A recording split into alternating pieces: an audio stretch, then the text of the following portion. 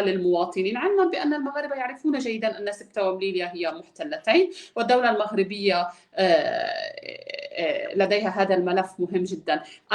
إذا يعني كان مطلوب فعلا أن يكون الرسالة عبر الفضائيات العربية. ثم رأيناهم أيضا ينتقدون لماذا لم يخرج وزير الخارجية، وطبيعة الحال أنه لو خرج وزير الخارجية بهذا الساعات كانت ستسمى أزمة دبلوماسية، أو أنها على صعيد ما بين يعني نظام ونظام، دبلوماسية ودبلوماسية. فخروج وزير عدل وهو الذي يتحدث عن مسألة الهجرة، والهجرة أهم ما يميزها ويضبطها هي القوانين عادة، لذلك كان أفضل من يمكن أن يتحدث هي صفة وزير العدل.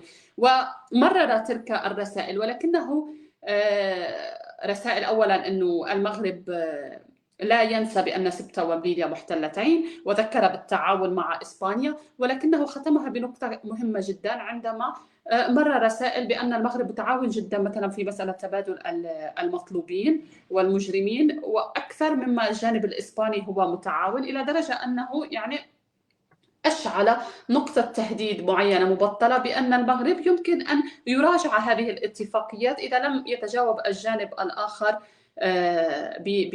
بنفس هذه الطريقة. كل هذه الرسائل التي مرت طبعا بلسان الحكومة وبلسان وزير العدل وبلسان الدولة المغربية ككل، هل هي ما أعاد إشعال الموضوع في الإعلام الإسباني، علما بأنه كان قد انطفأ قليلا؟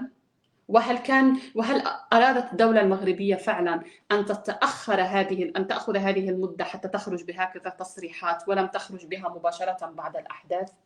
هل هذا كان مدروس؟ شوف، هو التأخر هو شيء سلبي جدا، وحنا انتقدنا التأخر ديال رد الحكومة المغربية وكذلك الطبقة السياسية المغربية. وأول من خرج ليس هو وزير العدل ولكن وزارة الداخلية المغربية، على اعتبار الرسالة كانت واضحة أن سبتة المحتلة يعتبرها المغرب بأنها أرض مغربية، ولا يمكن أن تخرج الدبلوماسية المغربية لأن هذا لا يتعلق فعلا. هناك تدبير لظاهرة الهجرة ما بين المغرب وإسبانيا، ولكن اقتحام السياج الحدودي تم من أرض مغربية إلى أرض مغربية، وبالتالي التعبير الأول كان لوزارة الداخلية المغربية باعتباره شأن داخلي.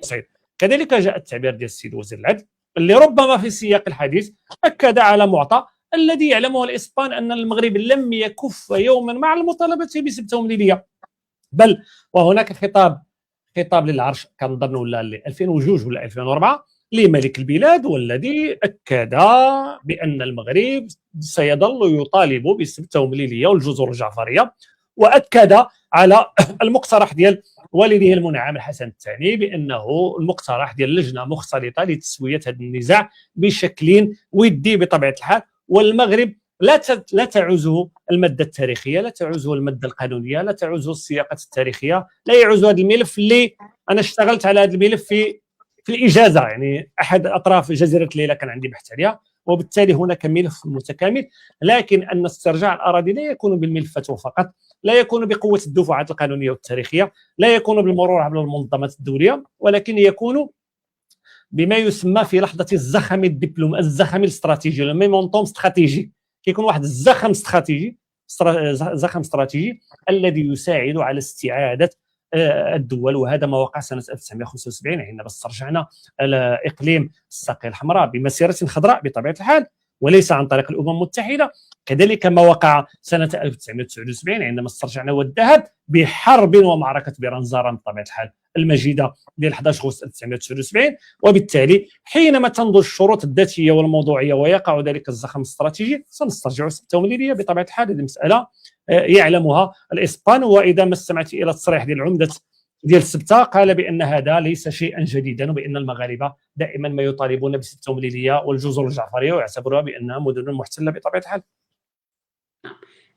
من هنا أريد أن أنطلق معك إلى مسألة دائما هي يعني في التحليلات السياسية والجيوسياسية في هذه القضية، أن جبل طارق، مسألة جبل طارق، أن ارتباط الحل النهائي للمرحلة يعني القادمة التي يمكن أن يمر بها قضية جبل طارق بعد أن هي تحت السيادة، يعني العلم والشعار تابع لبريطانيا للمملكة المتحدة، ولكن لديها حكم ذاتي، وبعد التسوية التي وقعت بين إسبانيا وبريطانيا، هل فعلا هناك علاقة ما بين مستقبل جبل طارق وملف سبتة ومليليا المحتلتين؟ هذه أيضا من يعني القراءات الموجودة في البحث. جبل طارق يقع تحت يعني الاحتلال البريطاني. هذه مسألة مفروغ منها. حاليا هناك الحكم الذاتي، يستفيد من الحكم الذاتي بطبيعة الحال تحت السيادة بين قوسين البريطانية. جميع الأمور تم الاحتفاظ بها، اللهم أنه جبل طارق أنه انضم إلى فضاء شنغن، وهذا عادي لأنه يوجد وسط أوروبا بطبيعة الحال، وهذا ما سهل حركة المرور أكثر من هو له بعد سياسي.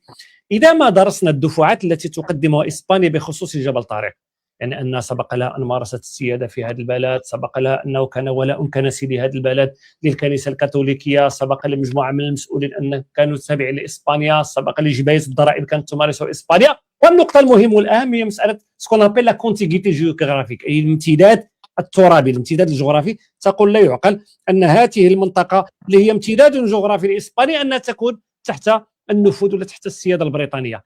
نفس الدفعات التي تقدمها اسبانيا في علاقتها مع بريطانيا يقدمها المغرب في علاقته بسبته وليبيا.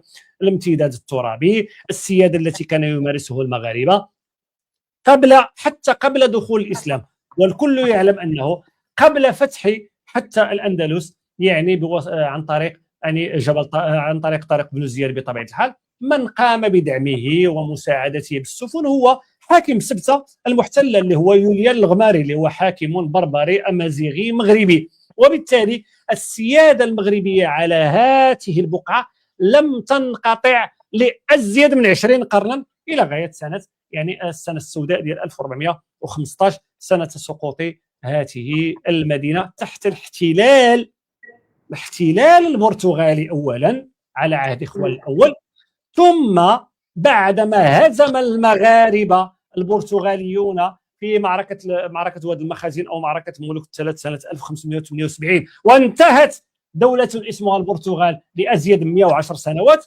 قامت اسبانيا بالانقضاض على البرتغال واحتلالها، ومعها المستعمرات البرتغاليه اللي هي ما كان بينها مدينه سبته بطبيعه الحال. ومن بعد منا في القرن السابع عشر 1600 وكذا كانت هناك معاهده لشبونه التي اثبتت الاحتلال الاسباني على سبته.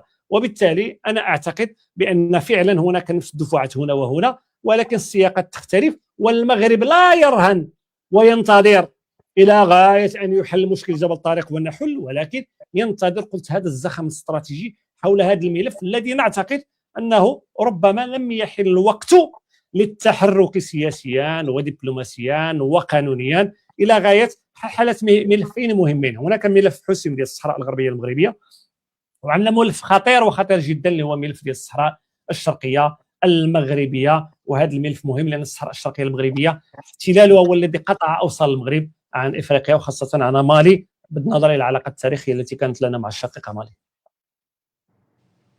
نعم دكتور، نحن نعرف جيدا